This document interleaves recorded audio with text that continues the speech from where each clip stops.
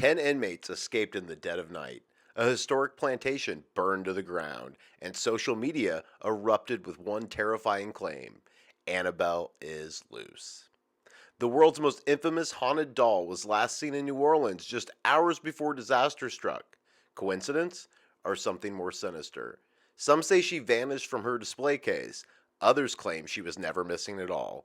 But one thing's certain: wherever Annabelle goes, chaos follows. This is the story of a doll, a demon, and the digital wildfire that turned rumor into mass hysteria overnight. This is Cryptic Accounts. By paranoid people, for paranoid people.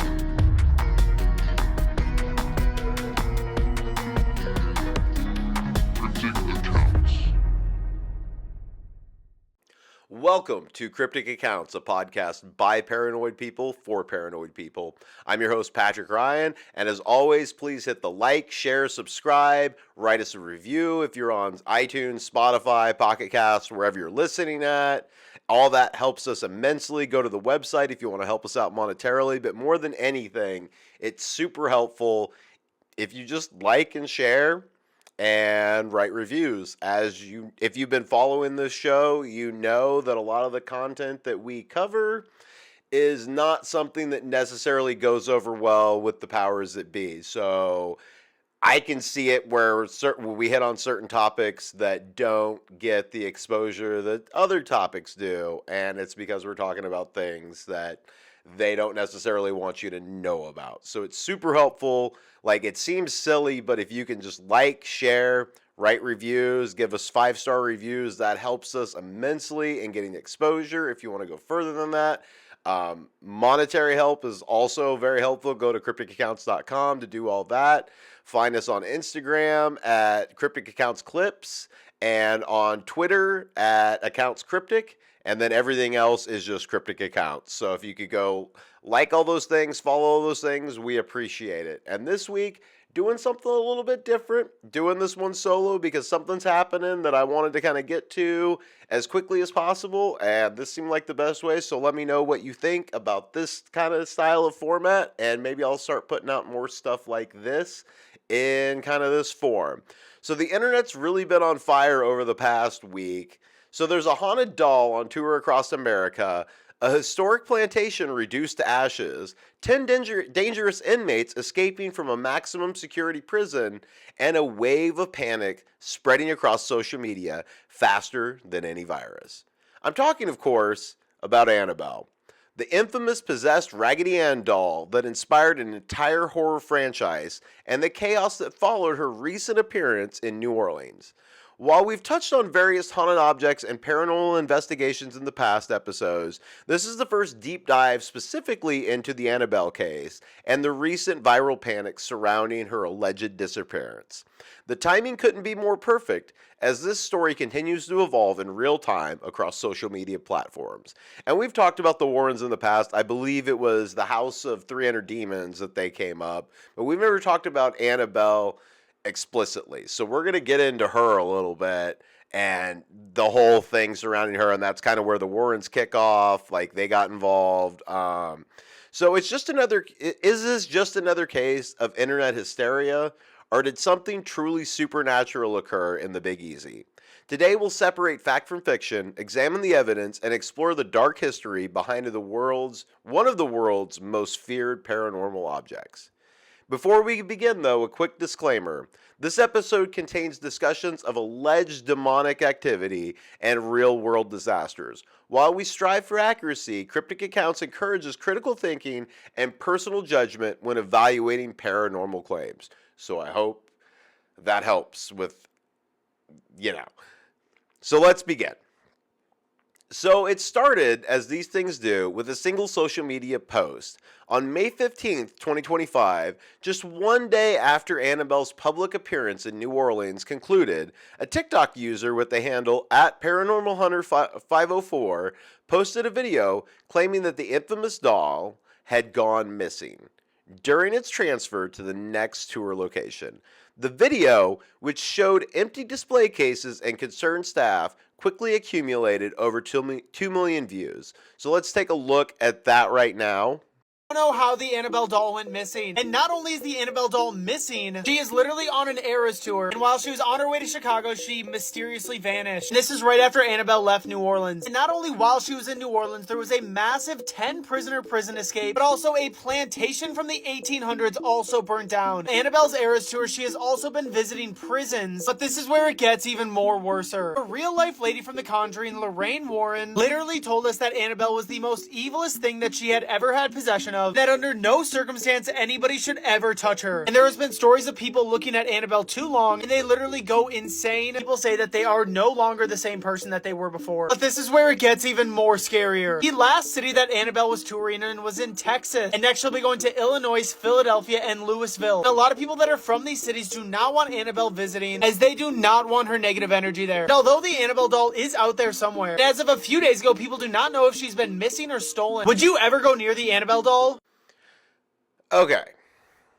So, if you're watching this on YouTube, I just played it, so you heard it too. But if you're watching, you just saw the original viral TikTok that started it all. Notice how the creator uses dramatic music and quick cuts between empty display cases to create a sense of urgency. The caption reads, "Annabelle is missing," in all caps. A classic technique to generate immediate emotional response.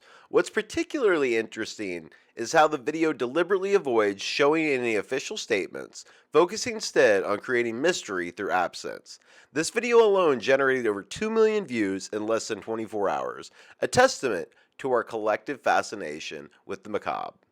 Within hours, the rumor had spread to X, Instagram, and Facebook, with thousands sharing variations of the claim that Annabelle is in fact loose.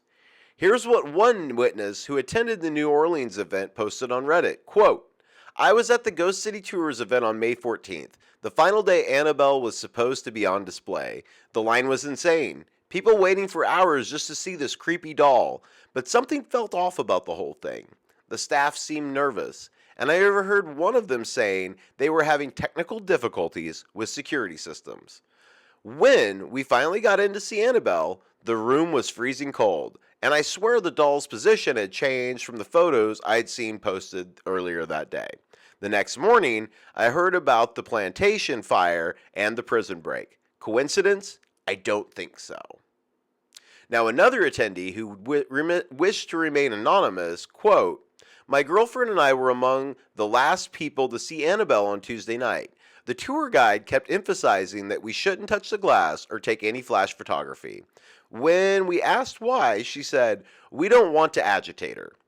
The whole time we were in the room, the lights kept flickering, and my phone battery drained completely despite being at 80% when we entered. As we were leaving, I heard a staff member say, 'She's been more active than usual today.' Less than 12 hours later, the Nottoway Plantation was on fire." What makes these testimonies particularly interesting is that they preceded the disasters that would soon be linked to Annabelle's presence. In the early hours of May 15th, just hours after Annabelle's public viewing ended, reports came in that the historic Nottoway Plantation, located about an hour from New Orleans, had erupted in flames. By dawn, the 200-year-old structure was largely destroyed. That same morning, in an apparently unrelated incident, 10 inmates escaped from a New Orleans correctional facility after what officials described as a catastrophic security system failure. The internet wasted no time connecting these dots. By midday on May 15th, the hashtag Annabelle is loose was trending nationwide, with users speculating that the doll had not only disappeared, but was somehow responsible for both the fire and the prison break. Now, in a reaction video that was captured on TikTok, the creator Katie, and we're going to take a look at that right now. This is a quick one. Shut up, it is not. Yes, it is. No, it's not. Yes, it is. Which 2 million views for her reaction. So, okay then. So the reaction video captures how quickly the panic spread. The creator Katie has over 2 million likes on this single video where she reacts in real time to learning about the Annabelle rumors. "I just opened the app. What do you mean?" her caption read. What's fascinating is watching her expression change from confusion to genuine concern as she scrolls through her feed. This is how modern urban legends are born, not around campfires, but through viral social media moments that tap into our collective anxieties. The comment section is equally revealing, with thousands of users sharing their own theories and fears. The panic became so widespread that Tim Nealon, the founder and former CEO of Ghost City Tours, began receiving death threats. In an interview with USA Today, Nealon expressed his shock at the public reaction. Quote, "I didn't realize people were taking it seriously. I kept seeing jokes about it on Instagram and TikTok, but I didn't realize people were out here actually thinking that this was legit."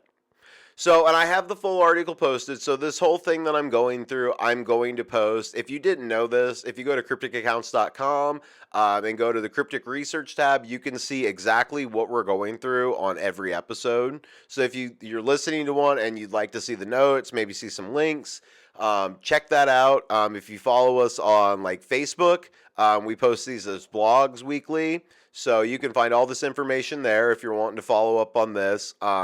But I'll briefly go through this USA Today article. So the article provides a crucial context about how quickly this story escalated from internal meme to real-world consequences. According to their reporting, Ghost City Tours received over 300 threatening messages in a 24-hour period.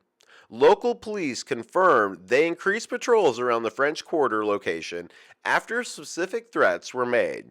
The article quoted social media expert Dr. Melissa Chen, who explained, quote, "What we're seeing is a perfect storm of supernatural belief, algorithm amplification, and post-pandemic anxiety, creating a mass reaction that blurs the line between online behavior and real-world actions. This phenomenon, where digital panic translates to physical threats, represents a troubling evolution of internet culture." Because it spread really quickly. Like, it's kind of crazy how this has evolved over the last week or so. So he continued, "I could never imagine sending anybody a death threat at all, let alone over a effing haunted doll. But the threats were very real, and they highlight just how powerful the Annabelle mythos has become in our collective consciousness." So, to understand why a simple doll could inspire such fear and fascination, we need to go back to the beginning, to 1970, when Annabelle's story first began. So that year, a mother purchased a Raggedy Ann doll from a hobby store as a gift for her daughter, Donna, a 28-year-old nursing student, which I don't know why you're buying your daughter, who's 28, adult, but whatever. Donna brought the doll back to the apartment she shared with another nursing student named Angie. Now, according to the New England Society for Psychic Research, the two women soon began noticing strange occurrences. The doll would apparently change positions when no one was looking. Sometimes they would leave it in one room, only to find it in another room. On occasion, they claimed to find the doll with arms and legs in positions impossible to achieve without manual manipulation. Things escalated when they began finding handwritten notes around the apartment that said, "Help me," and "Help Lou." Lou being a male friend who frequently visited. The notes were written on parchment paper, a material they didn't have in the apartment. The situation reached a breaking point when Lou claimed to have been attacked by an unseen force while Donna was away. He reported waking from a nap to find the doll at the foot of his bed. As he approached it, he felt a sharp pain across his chest and looked down to discover what appeared to be claw marks across his torso. Desperate for help, Donna contacted a medium, who conducted a seance and claimed the doll was possessed by the spirit of a 7-year-old girl named Annabelle Higgins. Now look, if you're having problems with anything like this, medium probably not the direction to go, because they're generally talking to demons. If you've looked into any of this, that's usually what's happening there. So according to the medium, Annabelle had died on the property before the apartment complex was built, and wanted to stay with Donna and Angie because she felt safe with them. The woman, feeling sympathy for the supposed spirit, gave the doll permission to inhabit their home and their lives. So much like a vampire, full on just invited in at this point. And that, according to paranormal investigators Ed and Lorraine Warren, was their critical mistake. So let's go to some rare footage from inside the Warrens Occult Museum now. He's like, oh man, I just had the worst nightmare. And Donna's like, what's wrong? What's the matter? He's, I had a dream a nightmare that doll there was coming up my leg and trying to strangle me to death. So he grabs the doll off the couch, Lou, throws it across the carpeting, and says, that's just a Raggedy Ann doll. That can't hurt anybody. When he said that, 7 psychic wounds appeared on Lou's chest and stomach. 4 across the chest, 3 across the stomach. Like somebody took a scalpel and went, and through his white t-shirt, you can see blood marks.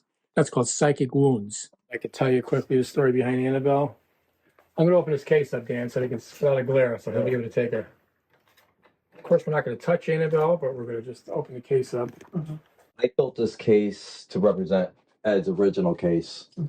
I added a couple extra things for our protection as well your protection when you come to the Paracon to view Annabelle.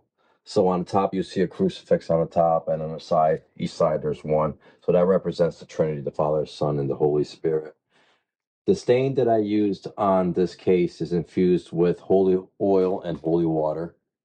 And then you have a St. Michael plaque on each side of the case. And behind Annabelle, behind the felt, inscribed into the walls is the Lord's Prayer and the St. Michael prayer. So all this helped contain the evil within Annabelle in this case. And we have a Catholic priest come.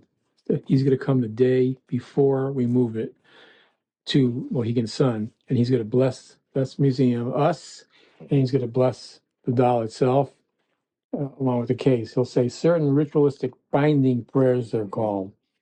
They bind what's there, so it can't go any further than the case. The evil, those prayers, allow the evil to only go so far, and it stops it. It encases it from going farther. That's why people say, why don't you get rid of the doll? Why? We have it encased. Plus, it's evidence of the paranormal. So this footage from inside the Warrens Occult Museum shows Annabelle in her custom-built display case surrounded by warning signs. What strikes me most about this video is the contrast between the innocent appearance of the Raggedy Ann doll and the extreme security measures taken to contain it. Notice the blessed glass enclosure, the multiple warning signs, and the crucifix mounted above the case.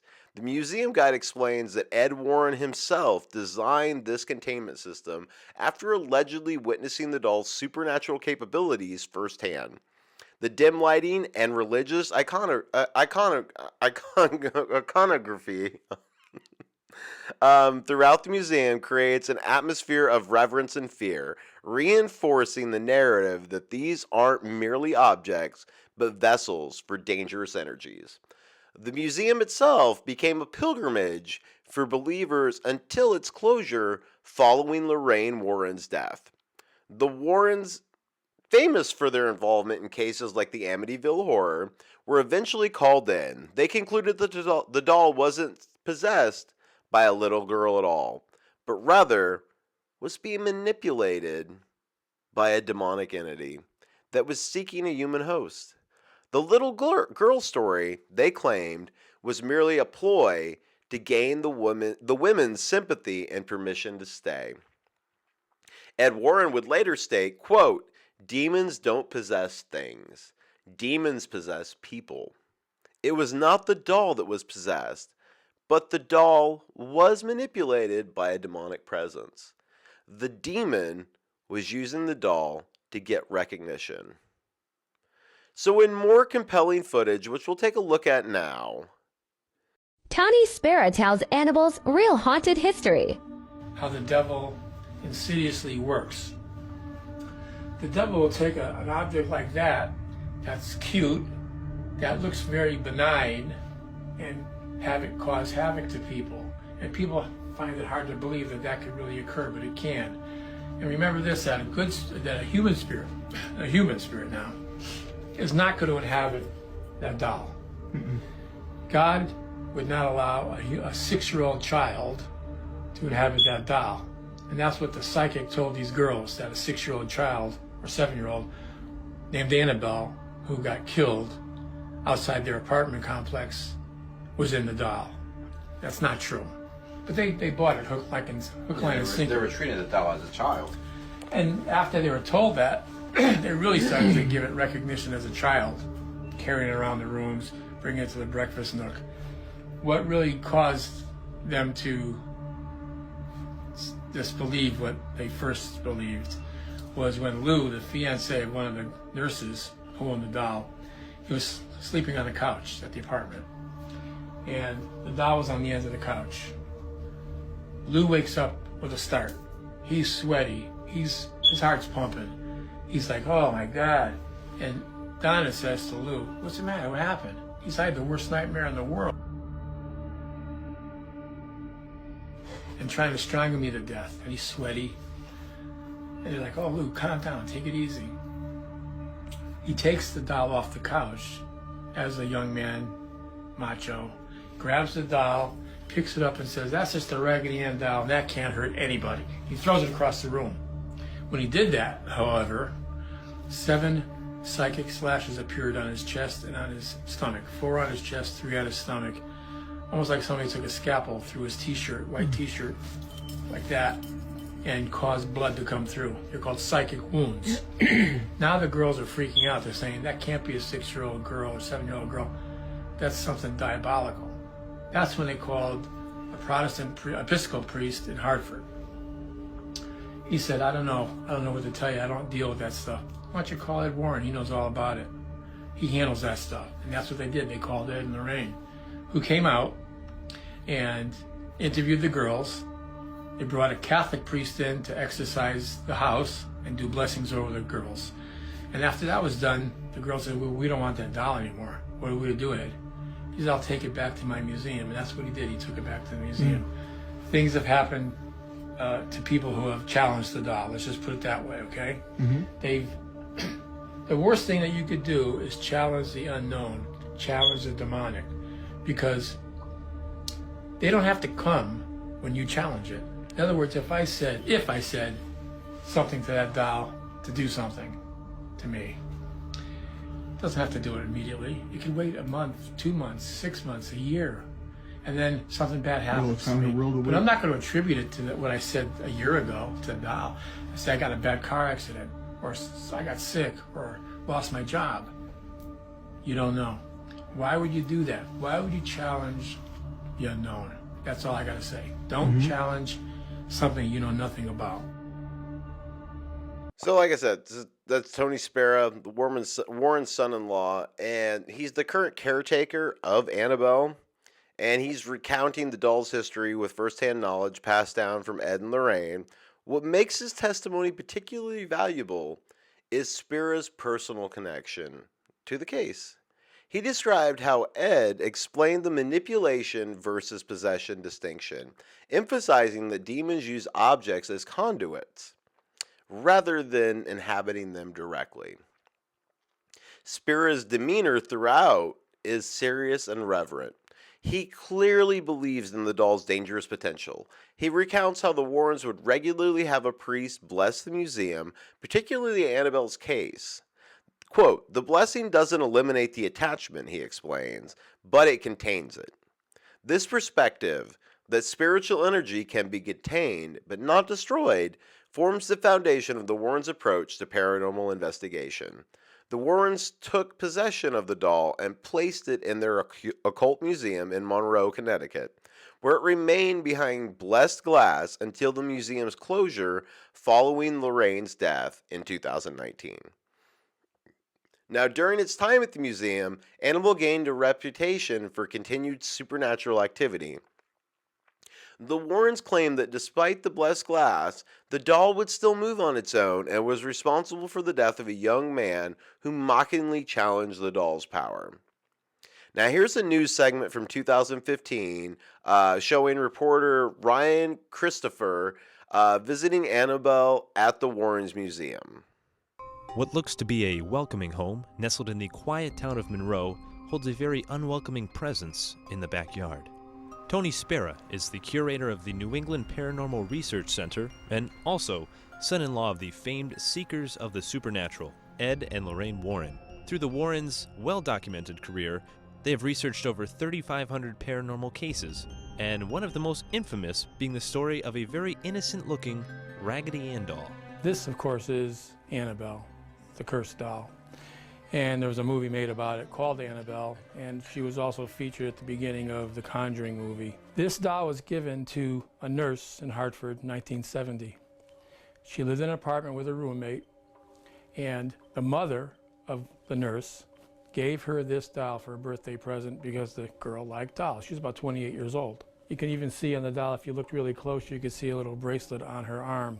So they would treat it as a little girl. One day they woke up, there was a piece of parchment paper on the floor, and on the parchment paper, written in pencil, it said, "Help me." Nobody owned parchment paper. Nobody knew where that note came from. Now the girl said, wait a minute, someone's probably coming in this apartment. So they set up a little thing where they would put Scotch tape on the door of the apartment. They would place the rug just in a certain location to see if anyone was in that apartment when they weren't home. Well, they weren't. No one was in that apartment. Nothing was moved, except the doll. The doll would move.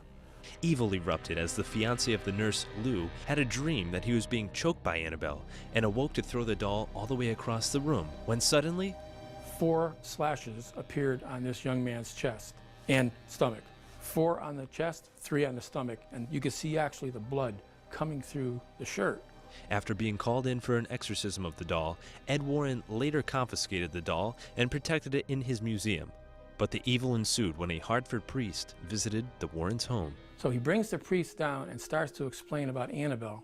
As he's explaining about Annabelle, the priest quickly walks over to the doll, almost like Lou, the fiancé, grabs the doll, throws it across this room, and says, he proclaims, God is more powerful than any devil or demon, just like that. And Ed didn't know what to do. Ed says, Father, I just got through explaining, do not touch that doll, it's dangerous. On his way back to the rectory in Hartford that evening on Route 84, he never made it to the rectory. He went almost head-on into a tractor trailer with that new car.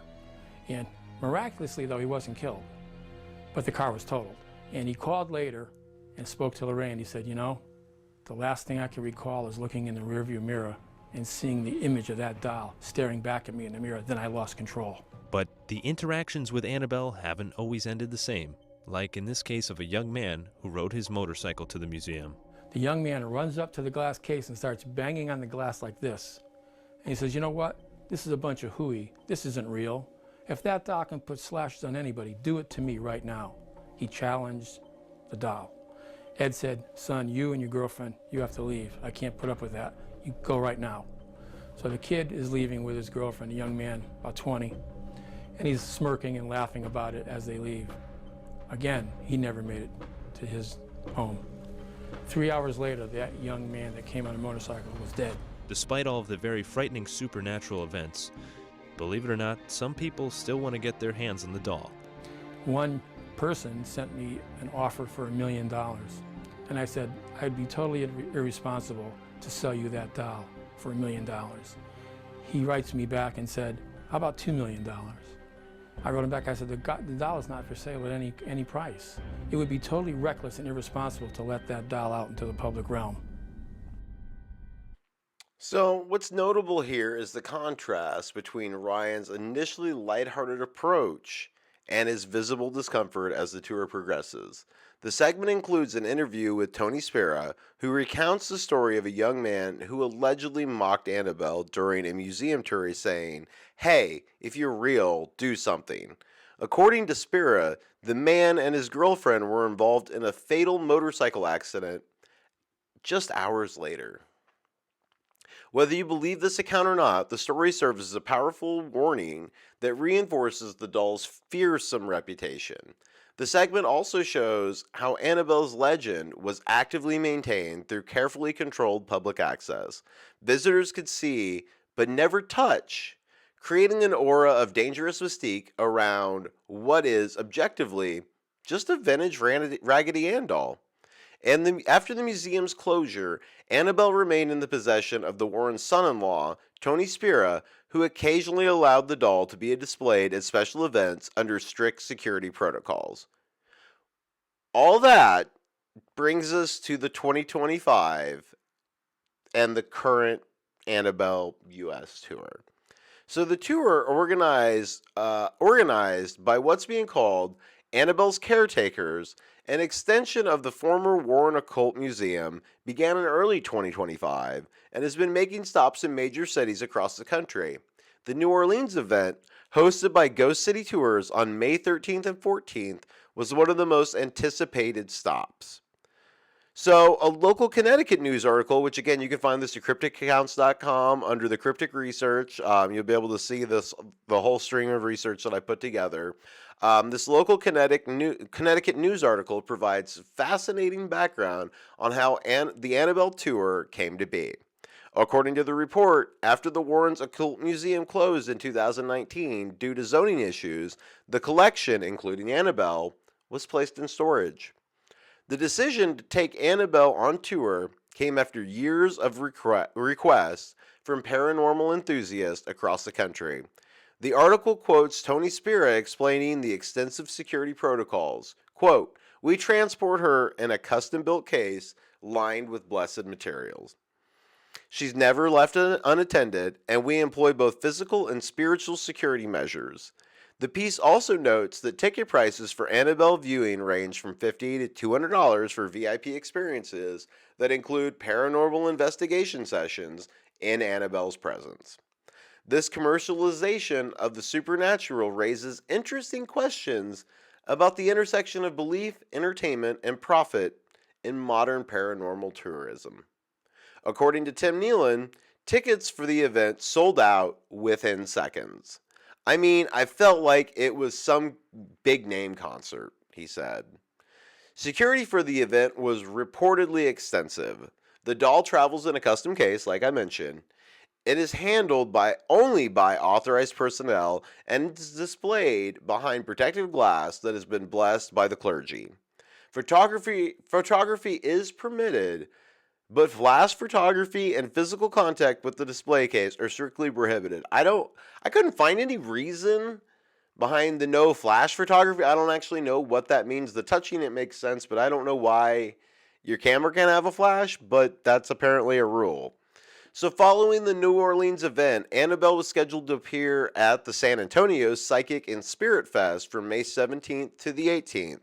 A timeline that becomes important when we examine the disappearance claims. Now let's look at this Louisiana incident in more detail. So, the Nottoway Plantation, built in 1859, was the largest antebellum mansion in the South and a popular tourist destination. The fire that destroyed much of the structure began around 2:30 a.m. May 15th. Roughly 6 hours after the conclusion of Annabelle's final viewing in New Orleans. According to fire department reports, the blaze started in the east wing and spread rapidly. Ultimately, this damaged approximately 70% of the historic building. The cause of the fire remains under investigation, but preliminary reports suggest electrical issues may have been to blame. The prison break occurred at approximately 4:15 a.m. the same morning when 10 inmates escaped the Orleans Parish Justice Center after what officials described as a simultaneous failure of multiple security systems. As of this recording, 6 of the escapees have been recaptured, while 4 remain at large. The chronological proximity of these events to Annabelle's presence in the area, combined with the viral rumors of her disappearance, created a perfect storm for supernatural speculation. But here's where we need to separate fact from fiction. Despite the viral claims, Annabelle actually didn't disappear. On May 16th, Dan Rivera, lead investigator for the New England Society for Psychic Research, posted a video on TikTok confirming that Annabelle was safe and accounted for. The video showed the doll securely in its display case, preparing for its appearance at the San Antonio event. And here we can see there's a debunking video which I can play that. We'll go ahead and play that. Actually, there's not really much to it. I can just go over it. So this debunking video from paranormal investigator Ryan Buell is particularly significant because Buell himself has a long history in the field of paranormal investigation.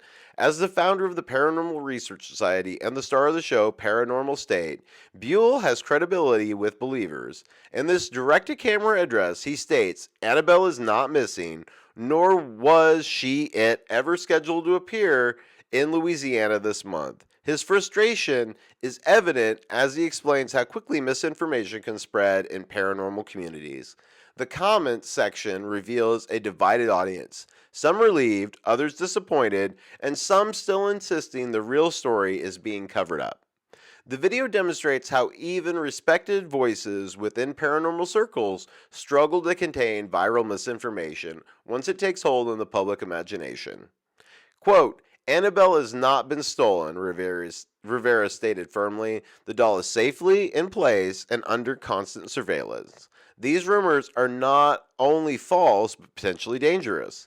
Tony Spera, the current owner of the doll, issued a similar statement. Annabelle is exactly where she's supposed to be. She was never missing, never stolen, and never loose in New Orleans or anywhere else. So where did the rumor come from?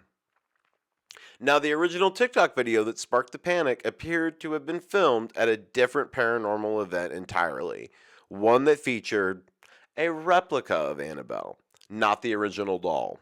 The creator later admitted to using the misleading hashtag as, quote, a joke, never expecting the post to go viral, but by then the damage was done. The rumor had taken on a life of its own, with each retelling adding new details connecting Annabelle to the Louisiana disaster.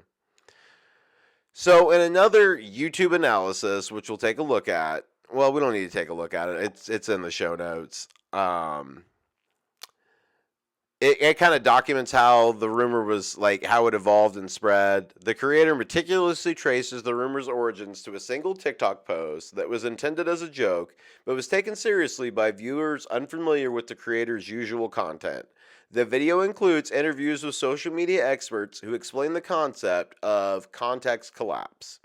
How content created for one audience can be misinterpreted when it reaches new viewers without the original context. What's particularly valuable about this analysis is the side-by-side comparison of the original claim versus how it was reported just 24 hours later, showing how details were exaggerated or fabricated with each retelling. The video concludes with a thoughtful discussion about digital literacy and the responsibility of content creators in an age where misinformation can have real-world consequences. This is a classic example of what psychologists call illusory correlation, the tendency to perceive a relationship between variables where no such relationship exists. Now let's look at the Nottoway Plantation fire. While the timing is certainly coincidental, there's nothing particularly unusual about electrical fires in historic buildings. According to the National Fire Protection Association, electrical failures or malfunctions are the second leading cause of fires in old structures, accounting for approximately 13% of all incidents. Now, the Nottoway Plantation, like many historic buildings, operated on an aging electrical system that had been partially modernized over decades, creating exactly the kind of condition that often leads to electrical fires like this. Now, as for the prison break, security experts have pointed to a scheduled system update that went wrong, creating vulnerabilities in the facility's electronic monitoring system. This explanation, while less sensational than demonic intervention, is supported by documentation and expert analysis. It's also worth noting that neither incident occurred at locations where Annabelle had actually been present. The doll was displayed exclusively at the Ghost City Tour's office in the French Quarters, miles from both the plantation and the prison.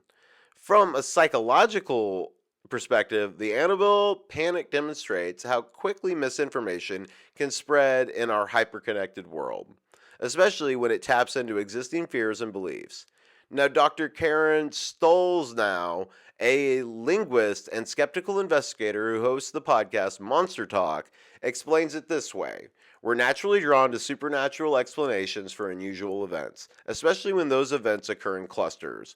Our brains are pattern recognition machines, and sometimes they see patterns that aren't really there.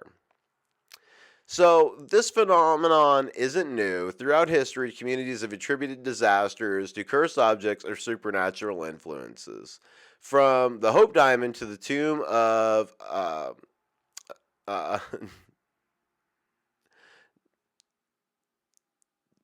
of King Tut, which is, I'm not going to try and pronounce that one. Thought I was going to. Thought I had it.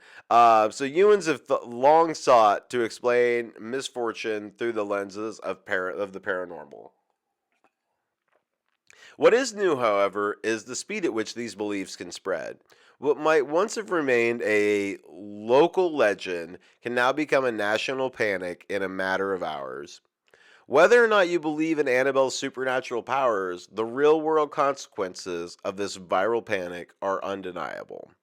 Ghost City Tours and its employees have received hundreds of threatening messages. Local authorities in New Orleans reported a spike in calls from concerned citizens demanding action against the demonic threat.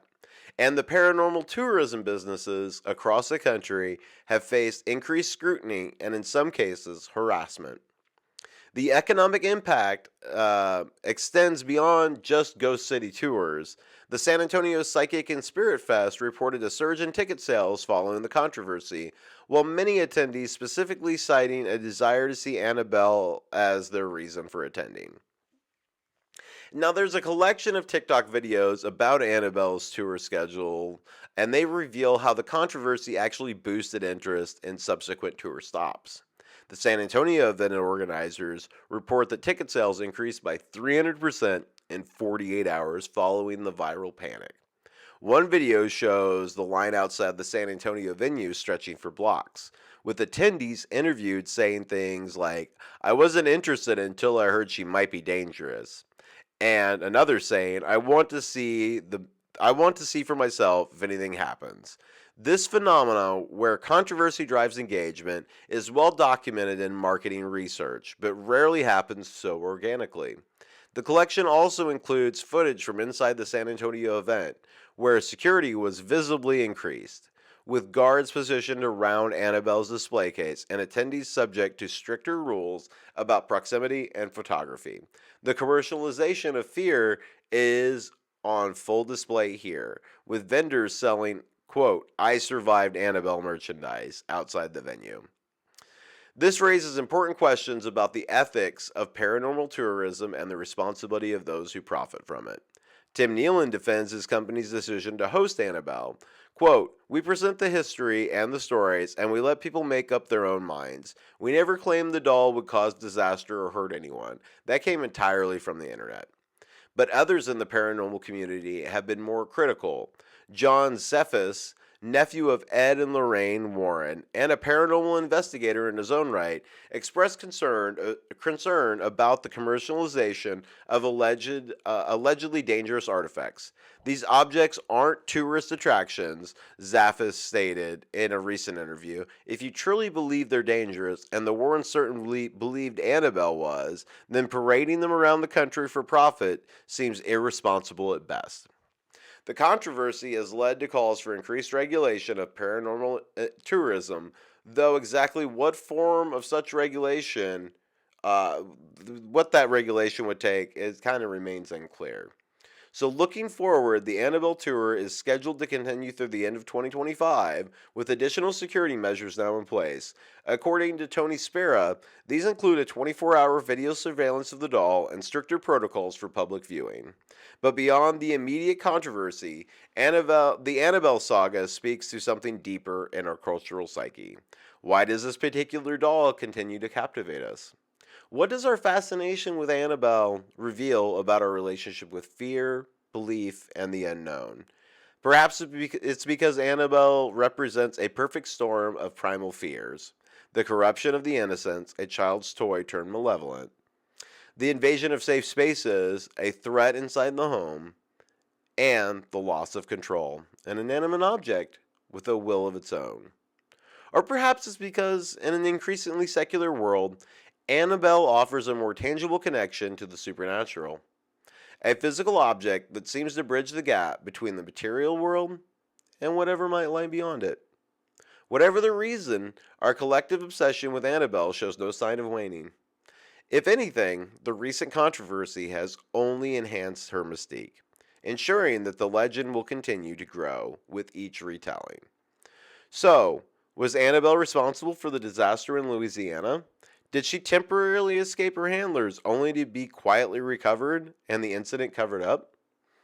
The evidence suggests not, but by all credible accounts, the doll never left its secure container, never went missing, and had no direct connection to either the plantation fire or the prison break. But scrolling through the collection of May 2025 Annabelle-related TikToks, it provides a fascinating time capsule of how this story evolved. The earliest video shows excitement about the tour, followed by the panic about her alleged disappearance, then the relief and skepticism as debunking information emerged. What's particularly interesting is watching the community splinter into factions. Believers who insist there's a cover-up, skeptics who mock the panic, and a middle group fascinated by the social phenomenon itself. The comment sections reveal how personal these beliefs become, with users defending their position with surprising passion. This digital record demonstrates how modern folklore evolves in real time, with each user adding their own interpretation and experience to the collective narrative. It's less a game of telephone and more a collaborative storytelling exercise, one that blurs the line between entertainment and belief. But in the realm of paranormal, evidence and belief don't always align. For those inclined to see supernatural forces at work in the world, the timing of these events will remain suspicious, regardless of official explanations. And perhaps that's the real power of objects like Annabelle. Not any inherent supernatural ability, but their capacity to shape our perception of reality, to make us see patterns in chaos, and to give form to our deepest fears. As Ed Warren once said, quote, "The doll itself is not possessed, but manipulated by a presence." In the case of recent panic, that manipulating presence wasn't demonic. It was the collective power of social media, sensationalism, and our enduring fascination with the unknown. Annabelle remains safely contained, touring the country under careful surveillance. The real question is, can we say the same about the fear she inspires? So this has been Cryptic Accounts. I'm Patrick Ryan, and I want to remind you that in a world full of mysteries, critical thinking may be our most valuable tool. If you've had your own encounter with a supposedly haunted object, or you attended one of Annabelle's public appearances, we'd love to hear from you. Write us a comment, tell us about it. I'd love to hear what your experience was. And again, hit the like, share, subscribe. That helps us out a lot. If you want to see more of this, that's a big way you can help us out. Yeah, help us out in some way, because I want to continue doing this. Let me know what you think about the Just Me format, and you may or may not get more of this regardless, because I can do it more timely. So thank you all so much for listening, and I'll be back. This is Cryptic Accounts by Paranormal.